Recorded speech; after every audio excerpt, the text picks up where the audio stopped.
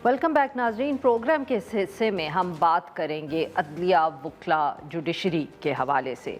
आज बहुत अहम दिन है जुडिशल पॉलिटिक्स की। अगर बात करें सुप्रीम कोर्ट बार एसोसिएशन के जो सालाना इंतखाबात हैं 2025 के, वो आज उनकी पोलिंग हुई। शाम 5 बजे तक हम कह सकते हैं कि वोट पड़े। दो ही साइड्स अमूमन हम देखते हैं इस इलेक्शन में। एक तरफ तो प्रोफेशनल ग्रुप यानी कि हामिद खान ग्रुप है, उनकी तरफ से जो उम्मीदवार थे वो तौफीक आसिफ साहब थे, और दूसरी तरफ इंडिपेंडेंट ग्रुप जिसको आसमा जहांगीर ग्रुप भी कहा जाता है, और उनके उम्मीदवार थे हारून रशीद।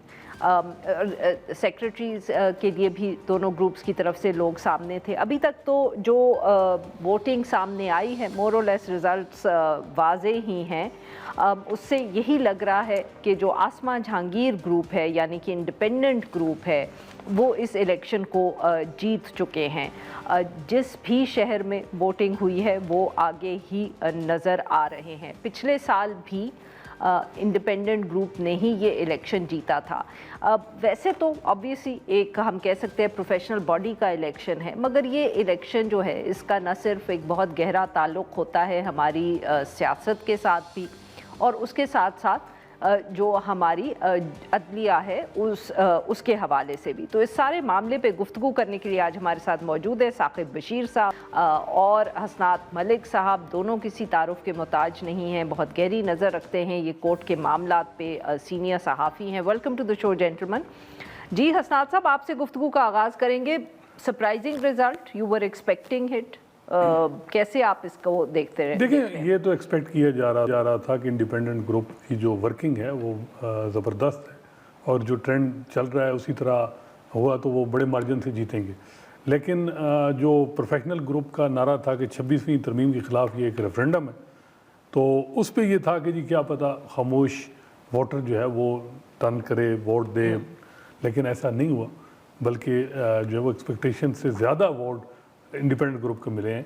उन्होंने वेल मैनेज किया हर जगह अपना, और सारे स्टेशन तकरीबन जीते हैं। फिर इस्लामाबाद के स्टेशन में कोई 10-15 वोटों से मे भी तौफीक साहब जीत जाएं, अभी वोटिंग चल रही है। बाकी उन्होंने बड़े मार्जिन से, लाहौर में 200 वोट से वो जीते। कराची जैसे जगह जहां जी, तो वो फैक्टर्स बहुत सारे इसमें हैं। मेरा ख्याल है कि जो लॉ मिनिस्टर हैं आज़म नदीर तारड़, उनका और एहसन बून का जो वर्किंग है और जिस तरीके से उनका ग्रुप ऑर्गेनाइज है, काम करता है, वो उन्होंने उसको यानी साबित किया है। और अगर ये कहना कि जी जो वो हुकूमत की सपोर्ट थी, तो हुकूमत की सपोर्ट जब ये पीटीआई दौर में दूसरे ग्रुप के जब लतीफ़ अफरीदी इनके कैंडिडेट थे तो उनके मुखालिफ के साथ हुकूमत खड़ी थी, फेडरल गवर्नमेंट भी थी और दूसरी सूबाई हुकूमतें भी थी, लेकिन इन्होंने लतीफ़ अफरीदी को जितवाया था। तो ये मेरा ख्याल है कि प्रोफेशनल ग्रुप को भी देखना है कि सिर्फ नारे तकारीर नहीं, आपको जो एक वेलफेयर है, इसमें मेन चीज़ है। एक का नारा था इंडिपेंडेंट ग्रुप का कि हम वेलफेयर करते हैं वकला के, और दूसरों का है कि जी हम नज़रियात की सियासत करते हैं, 26वीं तरमीम के ख़िलाफ़ हम खड़े हुए हैं। तो लोगों ने वेलफेयर प्रेफर की है, वकला ने वेलफेयर को वोट दिया है, चाहे हम कहें जी प्लाटो को वोट दिया है, जिसको भी, तो वेलफेयर उन्होंने देखी है कि जी ये जो ग्रुप है ये हमारी वेलफेयर करता है। बाकी ये ग्रुप 26वीं तरमीम का सपोर्टर है, और मे भी 27वीं तरमीम में भी उन्होंने कहा है कि आईनी अदालत भी वक्त की ज़रूरत है। तो अब हुकूमत को मसला तो कोई नहीं है।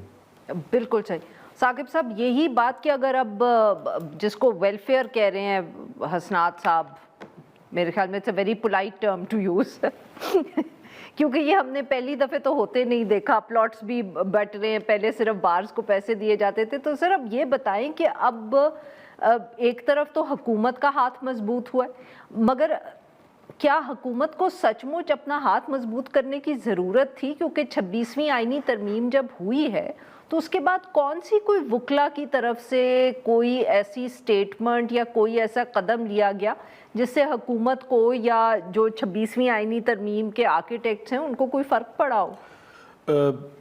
हुकूमत को बिल्कुल इसकी ज़रूरत थी और इसका इंतज़ार हो रहा था। बल्कि अभी 16 को आज ये सुप्रीम कोर्ट बार एसोसिएशन के इलेक्शन हुए हैं, نومبر کے پہلے ہفتے 1 نومبر کو بار کونسلز کے الیکشن ہونے جا رہے ہیں، ان کا بھی انتظار ہے۔ اس کا خاص طور پر انتظار تھا جو آپ نے سوال کیا کہ 26ویں آئینی ترمیم ہوتے وقت اس کے بعد ان کو کوئی مشکل پیش نہیں آئی، تو اس کا آپ سیکوینس دیکھیں نا کہ شہزاد شوکت صاحب وہ بھی انڈیپینڈنٹ گروپ کے تھے، انہوں نے بالکل کوئی، بلکہ وہ قاضی فاضل عیسیٰ کے ساتھ ساتھ مل کے چل رہے تھے، جتنے معاملات وہ کر رہے تھے۔